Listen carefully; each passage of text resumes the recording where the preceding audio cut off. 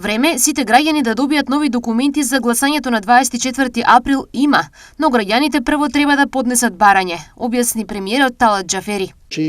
По ова динамика, во текот на март, предпоставка е дека може се еден граѓанин да иницира издавање на подготвување и издавање на документ соодветен.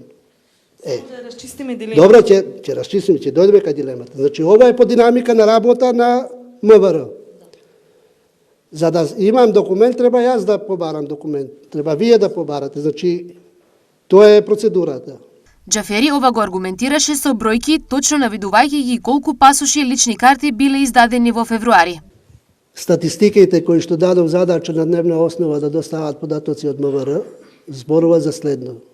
Од 1.2.24 до 29.2.24 година вкупно барања за патни исправи, пасоши, има 123.983, од кои изготвени 95.267.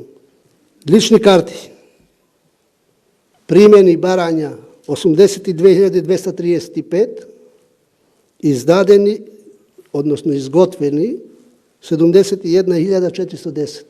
Возачки дозволи барања примени 46.280, изготвени, што подразбира и спремни за издавање 39.552.